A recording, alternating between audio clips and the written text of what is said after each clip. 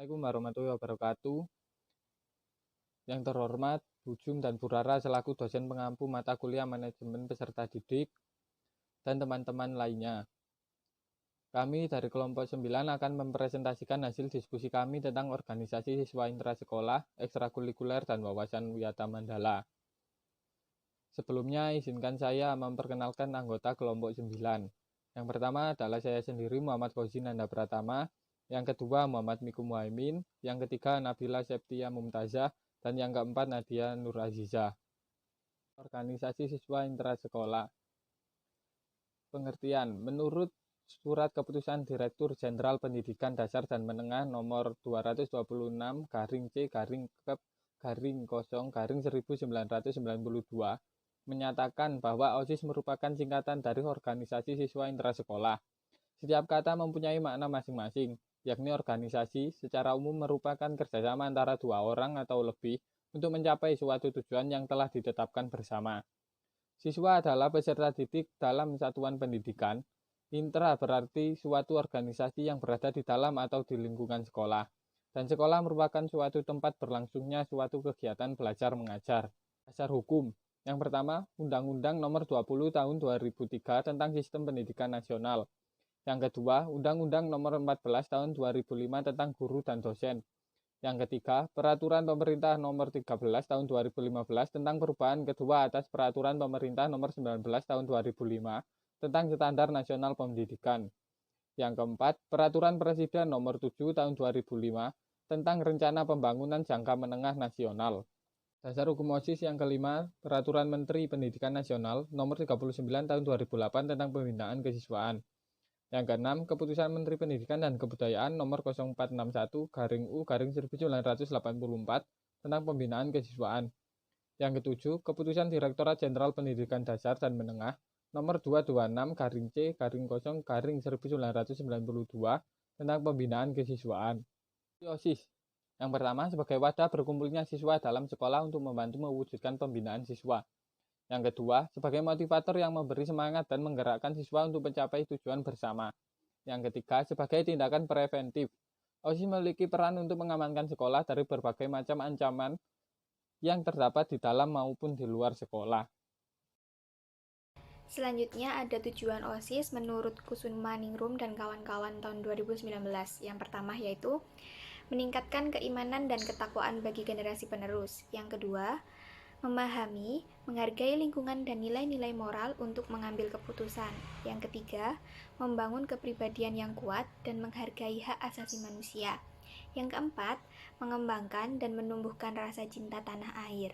Yang kelima, memperdalam sikap sportif, jujur, disiplin, bertanggung jawab, dan kerjasama secara mandiri, serta berpikir logis dan demokratis. Yang keenam, meningkatkan pengetahuan dan keterampilan, serta menghargai karya artistik budaya dan intelektual. Struktur OSIS, menurut Kusumaningrum dan kawan-kawan tahun 2019. Perangkat OSIS terdiri dari pembina OSIS, pengurus OSIS, dan perwakilan kelas. Pembinaan OSIS terdiri dari pertama, kepala sekolah atau ketua pembina, yang kedua, wakil kepala sekolah bidang kesiswaan atau wakil ketua, yang ketiga, guru. Anggota minimal 5 orang. Tugas perangkat OSIS, bertanggung jawab penuh atas segala pengelolaan pembinaan dan pengembangan OSIS di sekolahnya. Lalu, memberikan nasihat dan tuntunan pada pengurus OSIS dan perwakilan kelas. Selanjutnya, mengesahkan keanggotaan perwakilan kelas, melantik dan mengesahkan pengurusan OSIS, mengarahkan perencanaan dan sistem kerja OSIS, mengikuti rapat, dan yang terakhir mengevaluasi hasil kinerja OSIS. Untuk pengurus OSIS terdiri dari ketua, wakil ketua, sekretaris dan wakil, bendahara dan wakil, serta ketua seksi. Pengurus OSIS. Yang pertama, bertakwa pada Tuhan Yang Maha Esa. Yang kedua, memiliki budi pekerti yang baik dan sopan santun. Yang ketiga, berbakat menjadi pemimpin. Yang keempat, memiliki kemauan, kemampuan, dan pengetahuan yang memadai. Yang kelima, dapat mengelola waktu dengan baik. Yang keenam, dicalonkan oleh perwakilan kelas. Dan yang terakhir, tidak sedang berada di kelas terakhir karena akan menghadapi ujian akhir. Untuk tugas ketua OSIS, yaitu yang pertama memimpin organisasi dengan baik dan bijaksana. Yang kedua, mengkoordinasi semua pengurus. Selanjutnya, menetapkan kebijaksanaan memimpin rapat. Dan yang terakhir, menetapkan kebijaksanaan dan keputusan yang telah diambil dari musyawarah mufakat.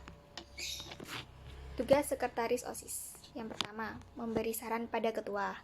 Yang kedua, mendampingi ketua memimpin rapat. Yang ketiga, menyiarkan, mendistribusikan, dan menyimpan surat serta arsip.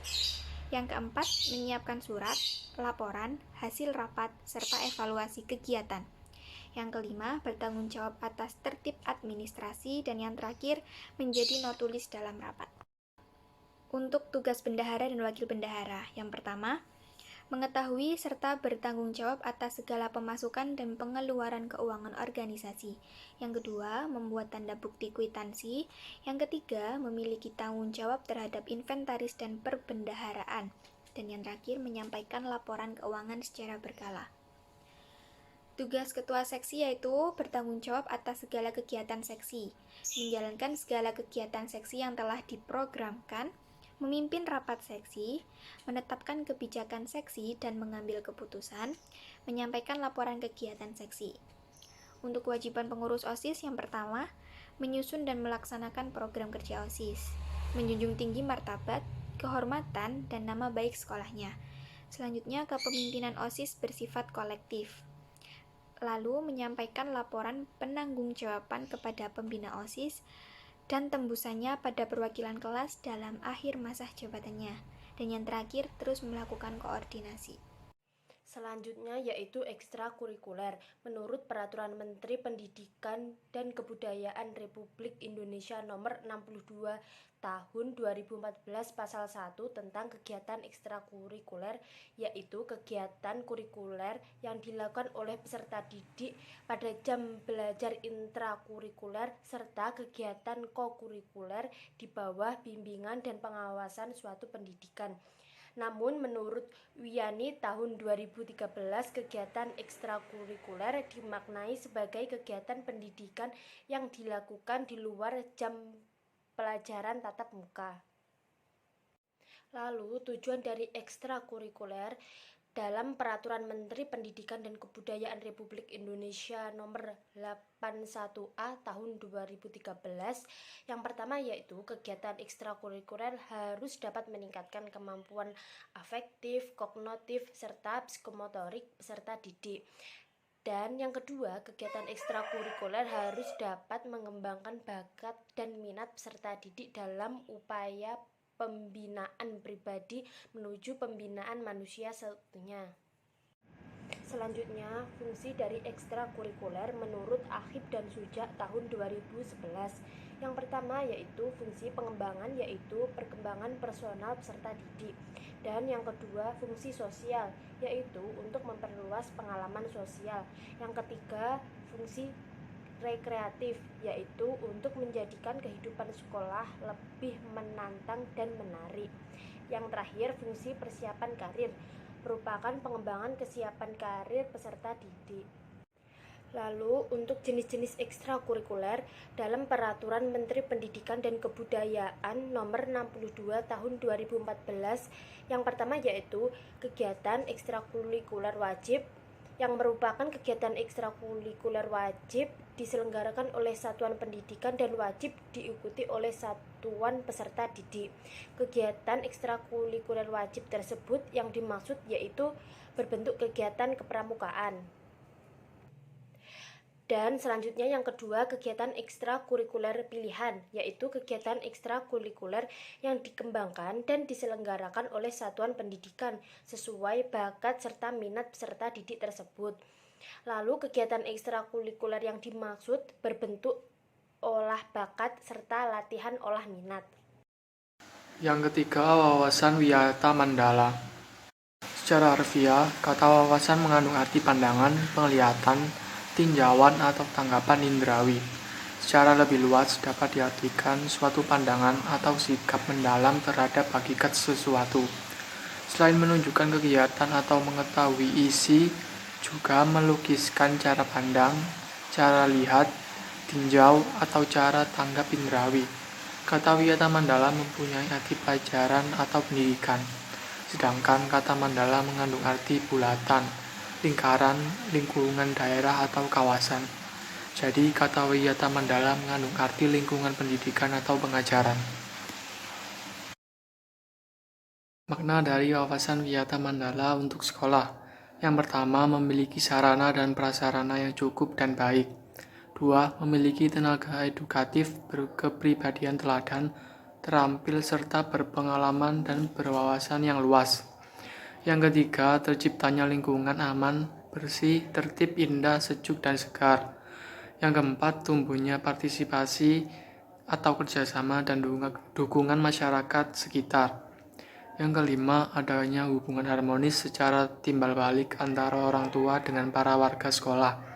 6. Terciptanya disiplin para warga sekolah mentaati segala peraturan dan tata tertib sekolah. Yang ketujuh, adanya hubungan kekeluargaan para warga sekolah yang akrab dan harmonis. Yang kedelapan, tumbuhnya semangat peserta didik untuk maju bekerja. Prinsip wawasan wiyata mandala terdapat 5. Yang pertama, sekolah merupakan lingkungan pendidik. Kedua, kepala sekolah bertanggung jawab penuh terhadap lingkungan. Ketiga, guru dan orang tua siswa atau pengertian untuk mengembangkan tugas mendidik. 4. Warga sekolah harus menjunjung tinggi citra sekolah. Yang kelima, sekolah harus bertumpu pada masyarakat dan mendukung keturunan. Sekolah sebagai lingkungan pendidikan. Sekolah sebagai pendidikan mengandung satu pengertian pokok bahwa sekolah mempunyai tugas dan fungsi untuk menyelenggarakan kegiatan sekolah. Kegiatan tersebut dilaksanakan secara terencana, tertib, dan teratur, sehingga usaha untuk menghasilkan tenaga-tenaga terdidik dan terampil yang selalu diperlukan bagi masa depan dan pelaksanaan pembangunan dapat terwujud. Sekolah sebagai pusat pendidikan lahir, tumbuh, dan berkembang dari dan untuk masyarakat. Sekolah sebagai lembaga pendidikan merupakan perangkat masyarakat. Sekolah sebagai pusat kebudayaan. Menurut Hanson, pendidikan merupakan bagian dari enkulturasi, yaitu berarti usaha yang disengaja dan bersifat sistematis untuk menyampaikan keterampilan dan pengetahuan, kebiasaan berpikir, dan bertingkah laku yang dituntut harus dimiliki oleh para peserta didik. Peran sekolah adalah sebagai pewaris, pemelihara, dan pembaruan kebudayaan. Sekolah hendaknya dapat dijadikan sebagai berikut ini: sentrum budaya untuk mengoperkan nilai dan benda budaya sendiri agar budaya nasional tidak hilang di telan masa. Yang kedua, arena untuk mengumpulkan ilmu pengetahuan modern, teknik, dan pengalaman. Yang ketiga, bengkel latihan untuk mempraktikkan hak asasi manusia selaku warga negara yang bebas di tengah iklim demokrasi. Sekian, terima kasih presentasi dari kelompok 9. Mohon maaf kurang lebihnya. Wassalamualaikum warahmatullahi wabarakatuh.